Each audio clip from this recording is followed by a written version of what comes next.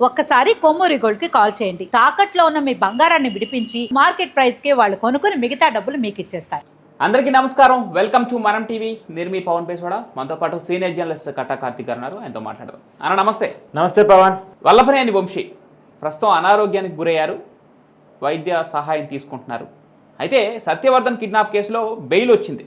ఇంకా బయటకు వస్తారనుకున్నప్పుడు ఇంకా రిమాండ్లోనే ఉండాల్సి వచ్చింది. గన్నవరం టీడీపీ కార్యాలయంపై దాడి కేసులో దాంట్లో బెయిల్ వస్తే బయటకు వస్తారు, కొంత ఆరోగ్యం కుదుట పడుతుంది అనుకున్న తనలో వల్లభనేని వంశీ మెడకి మరో 2 కేసులు చుట్టుకోబోతున్నాయా?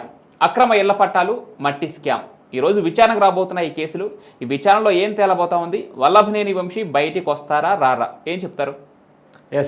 గన్నవరం మాజీ ఎమ్మెల్యే వైసీపీ కీలక నేత వల్లభనేని వంశీ జైలు నుంచి బయటకు ఎప్పుడు వస్తారు?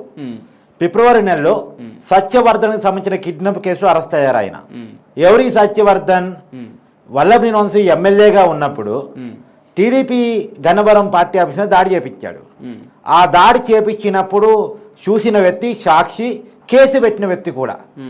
ఆ కేసు వాపసు తీపించుకోవాలి అనే కారణం చేత ఈ సత్యవర్ధన్ అనేటువంటి కుర్రవాన్ని కిడ్నాప్ చేసి బెదిరించే ప్రయత్నం చేశారు. అప్పుడు ఆ సత్యవర్ధన్ కుటుంబ సభ్యులు వల్లభనేని వంశీ మీద కేసు పెట్టారు. మా కుటుంబ సభ్యుని కిడ్నాప్ చేశాడు వల్లభనేని వంశీ అని చెప్పేసి. ఆ కేసులో హైదరాబాద్లో మహింభూజాలో నివాసం ఉంటున్న వల్లభనేని వంశీని అరెస్ట్ చేసి విజయవాడ తీసుకెళ్లారు. ఇప్పుడు విజయవాడ జైల్లో ఉన్నారు ఆయన. సరే, ఆరోగ్యం బాగాలేదు, విజయవాడ హాస్పిటల్లో జాయిన్ అయ్యారు కూడా. ఆయనకు వైద్య చికిత్సలు అందుతూ ఉన్నాయి. ఏదో ఊపిరితిత్తుల ప్రాబ్లంతో బాధపడుతున్నారు ఆయన. సరే, ఇదంతా పక్కన పెట్టేస్తే నిజానికి ఆయనకి బెయిల్ వచ్చింది, ఆయన బయటికి రాబోతున్నారు అని ప్రచారం సోషల్ మీడియా చాలా పెద్ద ఎత్తున సాగింది. ఎందుకంటే సత్యవర్ధన్ కిడ్నాప్ కేసులో ఆయన బెయిల్ వచ్చింది కాబట్టి. కానీ సత్యవర్ధన్ కిడ్నాప్ కేసులో మాత్రమే బెయిల్ వచ్చింది. గన్నవరం టీడీపీ పార్టీ ఆఫీస్ మీద దాడి కేసులో ఇంకా బెయిల్ రాలే. అది ఇంకా సిఐడి కోర్టులో తీర్పు రిజర్వ్లో ఉంది. ఒకవేళ సిఐడి తీర్పిచ్చి ఒకవేళ పాజిటివ్గా ఇచ్చి బెయిల్ ఇచ్చినప్పటికీ కూడా ఇప్పుడు కొత్తగా 2 కేసులు నమోదు కాబోతున్నాయి. ఈ కొత్తగా నమోదు కాబడే కేసుల కంటే ముందు ఇంకో కేసు కూడా ఉంది ఆయన మీద. గన్నవరంలో ప్రైవేట్ భూమిని కబ్జా చేశాడు అనేటువంటి కేసు. అయితే దీని మీద కూడా హైకోర్టు బెయిల్ ఇచ్చింది. ఇప్పటికి 2 బెయిల్ వచ్చి ఉన్నాయి. గన్నవరంలో భూమి కబ్జా కేసులో హైకోర్టు బెయిల్ వచ్చింది. తర్వాత సత్యవర్ధన్ కేసులో విజయవాడ కోర్టు బెయిల్ ఇచ్చింది. తర్వాత ఈ గన్నవరం టీడీపీ ఆఫీస్ దాడి కేసులో సిఐడి కోర్టులో రిజర్వ్లో ఉంది తీర్పు. ఈ 3 పక్కన పెట్టేస్తే 4వది ఏంది? బాపుల పడవ ఇళ్ల పట్టాలలో నకిలీ పట్టాలు పుట్టించారేనా, నకిలీ పట్టాలని ప్రజలకు పంపిణీ చేశారు అనేటువంటి కేసు ఒకటి ఉంది. అక్కడ ఎంఆర్ఓ సైన్ కూడా ఫోర్జరీ చేశారు అనేటువంటి ఆరోపణ కూడా ఒకటి ఉంది. దీని మీద కేసు నమోదు కాబోతా ఉంది. ఇది నూజివీడు కోర్టులో హనుమాన్ జంక్షన్ పోలీసులు ఆల్రెడీ పిటిషన్ దాఖలు చేసి ఉన్నారు. దీని పీటీ వారెంట్ జారీ చేసి ఉన్నారు. ఈ పీటీ వారెంట్ని కనుక కోర్టు యాక్సెప్ట్ చేస్తే, ఒకవేళ ఇందా చెప్పినటువంటి తీర్పు రిజర్వ్ చేసిన తీర్పులో కూడా బెయిల్ వచ్చినా సరే వల్లభనేని వంశీ మళ్ళీ జైల్లోనే ఉండాలి. ఈ పీటీ వారెంట్ని కోర్టు యాక్సెప్ట్ చేస్తే ప్రజెంట్ న్యూజివీడు కోర్టులో ఉంది ఈ పీటీ వారెంట్. ఇది ఒకటి. తర్వాత ఇప్పుడు మరో కొత్త కేసు ఏంటంటే, గన్నవరంలో ఎమ్మెల్యేగా వల్లభనేని వంశీ ఉన్నప్పుడు మట్టి తవ్వకాల విషయంలో అవకతవకలు జరిగాయి. ఈ కేసు కూడా విజిలెన్స్ అండ్ ఎన్ఫోర్స్మెంట్ డైరెక్టరేట్ విచారణ జరిపి అవకతవకల కారణం వల్లభనేని వంశీనే అనేటువంటి నివేదికలు ప్రభుత్వానికి ఇస్తే ప్రభుత్వం దాన్ని ఏసీబీకి ఫార్వర్డ్ చేసింది. యాంటీ కరప్షన్ బ్యూరో ఫార్వర్డ్ చేసింది. వాళ్ళు ఇప్పుడు కేసు నమోదు చేయడానికి సిద్ధమవుతా ఉన్నారు. వాళ్ళు కేసు నమోదు చేసిన తర్వాత వాళ్ళు కూడా మళ్ళీ కోర్టులో పీటీ వారెంట్ జారీ చేస్తారు.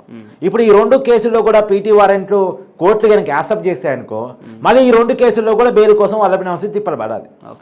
మళ్ళా రిమాండ్ ఇవ్వాలి, మళ్ళా విచారణకు పోవాలి, కోర్టు యాక్సెప్ట్ చేస్తే తర్వాత మళ్ళీ బెయిల్కి వెళ్ళాలి. మళ్ళా బెయిల్ ఈ 2 కేసుల్లో ఏ కేసులో తెచ్చుకోవాలి. ఒక కేసులో కాదు, 2 కేసులో కూడా బెయిల్ తెచ్చుకోవాలి. అంటే వల్లభనేని వంశీ ఇప్పట్లో బయటికి రాడు అనేటువంటి సంకేతాలే కనపడుతున్నాయి. నిజానికి వల్లభనేని వంశీ అరెస్ట్ అయిన తర్వాత వైసీపీ నాయకులు చాలా భయం కనపడింది. ఎందుకంటే ఒక్కసారి మనం అరెస్ట్ అయితే మనం చేసిన అన్ని అవకతవకలు బయట తీస్తారు, అనేక కేసులు మన మీద పడతాయి. సో ఒక్కసారి అరెస్ట్ అవుతే బయటికి రావటం చాలా కష్టం. ఇది చాలా మంది వైసీపీ నాయకులు ఇలా భయంగా ఉంది. ఏదో ఒక కేసులో అరెస్ట్ కావటం, ఆ కేసులో జైల్లో కొన్నాళ్ళుండి 3 నెలలు 4 నెలలు ఉండి బెయిల్ మీద బయటకు రావటం కాదు. అనేక కేసులు మనమే నమోదవుతాయి. ప్రతి కేసులో ఏ కేసుకి ఆ కేసులో బెయిల్ తెచ్చుకోవాలి, ఏ కేసుకి ఆ కేసుగా వాదించుకోవాలి. ఇదంతా చాలా పెద్ద ప్రాసెస్.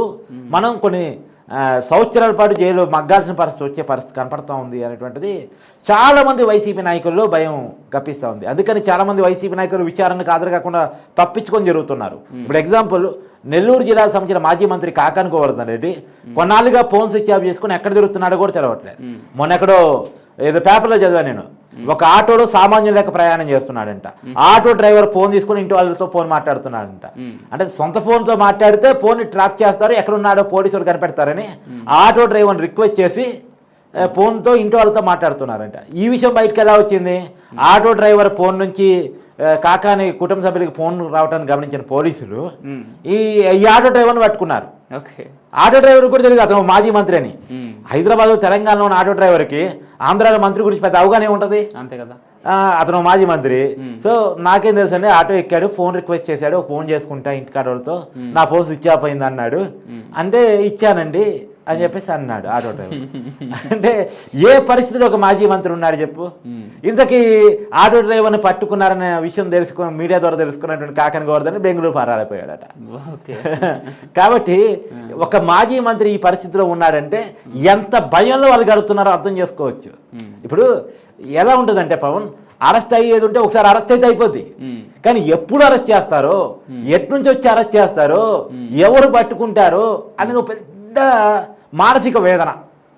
ఏ పూట ఏ కేసులో ఎలా అరెస్ట్ చేస్తారో, అరెస్ట్ చేసిన తర్వాత ఎన్ని కేసులు మోపుతారో, ఎన్ని కేసుల్లో ఎన్ని నెలలు జైల్లో ఉండాల్సి వచ్చిందో, ఇదొక పెద్ద మానసిక వేద.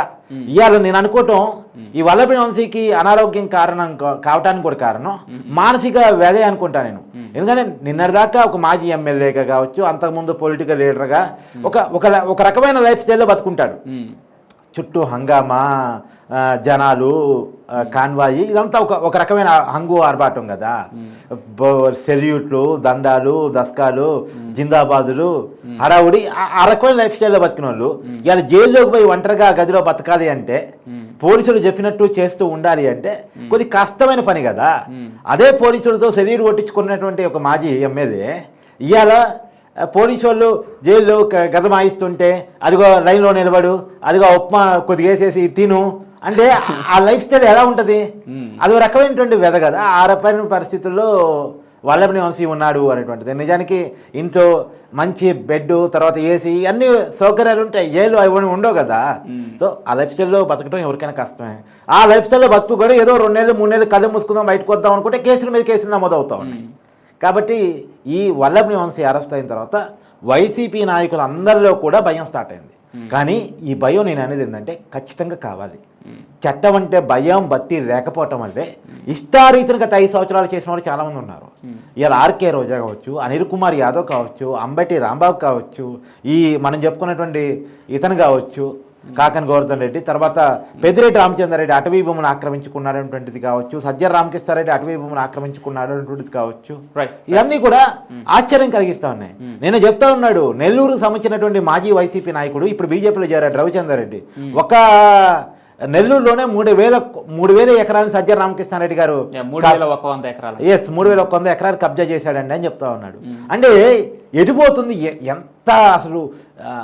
అటవీ శాఖ మంత్రిగా పెద్దిరెడ్డి గారు ఉండి అటవీ భూమిని ఆక్యుపై చేశాడు. అటవీని రక్షించాల్సిందే ఆయన, అటవీ శాఖ మంత్రి. ఆయనే అడవిని ఆక్రమించిన పరిస్థితి. గనుల శాఖ మంత్రి ఉండి గనులు కబ్జా చేశారు, ఇసుకను కబ్జా చేశారు, మట్టిని కబ్జా చేశారు, అనే భూమి నుంచి ఆకాశం వరకు మధ్యలో ఉన్నటువంటి ప్రతి సహజ వనరుని కబ్జా చేసినటువంటి పరిస్థితి. ఈ రకంగా ఇన్ని నేరాలు చేసినప్పుడు వీళ్ళకి ఖచ్చితంగా చట్టం అంటే భయం కలగాలి. భయం లేకపోవటం వల్ల ఇవన్నీ చేశారు. మమ్మల్ని ఎవరు చేస్తారే, మమ్మల్ని ఏం చేస్తారే అనేటువంటి ఒక దాంట్లో ఇష్టారీతిని ప్రవర్తించారు. కిడ్నాప్లు చేశారు, బెదిరించారు, చంపబోయారు, ఇవన్నీ జరిగాయి. కాబట్టి వీళ్ళకి చట్టం అంటే భయం రావాలి. రెండోది, మళ్ళా ఏదైనా ప్రశ్నించారనుకో నోటికి వచ్చినట్టు తిట్టే పరిస్థితి. ఈవెన్ ఈ వల్లభనేని వంశీ ఇవాళ విలన్ కాబడ్డాడంటే కారణం ఏంది? ఇతని నోటి దూల. ఇతనికి అవకాశం ఇచ్చిన పార్టీ టీడీపీ, అవకాశం ఇచ్చిన నాయకుడు చంద్రబాబు నాయుడు. 2014 నుంచి 19 వరకు, 19 నుంచి 24 వరకు నిజానికి టీడీపీ ఎమ్మెల్యే. టీడీపీ నుంచి గెలిచి వైసీపీలోకి పోయాడు. సరే పోయాడు, అందరు పార్టీలు మారుతున్నారు. ఇయా రేపు పార్టీ మారేటప్పుడు అవకాశం ఇచ్చిన పార్టీ ధన్యవాదాలు చెప్పేవారు కదా. కావాలంటే నువ్వు పోతున్న పార్టీని పోగొట్టుకుంటే పో, కానీ నాయకుడిని తిట్టడం, సార్ నాయకుడిని తిట్టడం కూడా కాదు, నాయకుడు కుటుంబాన్ని తిట్టడం, ఇంట్లో ఉన్న ఆడవాళ్ళని తిట్టడం ఏంటిది? ఏం కల్చర్ ఇది? అందుకని ఇలా అతను జైలుకు పోయినా అయ్యో పాపం అనేవాడు లేడు. ఇంతే కావాలి అని చెప్పేసి అనుకునే పరిస్థితి. కాబట్టి ఈ పరిస్థితిని క్రియేట్ చేసుకున్నాడు వల్లభనేని వంశీ మాత్రమే కాదు, చాలామంది వైసీపీ నాయకులు అరెస్ట్ అవుతుంటే ఆ ఇంటి పక్కనోడు కూడా అయ్యో పాపం మనోడు అరెస్ట్ అయ్యాడే అనేది లేదు, బంధువుల్లో కూడా లేదు. అంటే అంత విలన్ అయ్యారు వాళ్ళ నోటి దొరి ఫలితంగా. వీళ్ళని విలన్ చేసిన మాత్రం జగన్మోహన్ రెడ్డి గారు. రైట్ అన్న, థ్యాంక్ యూ.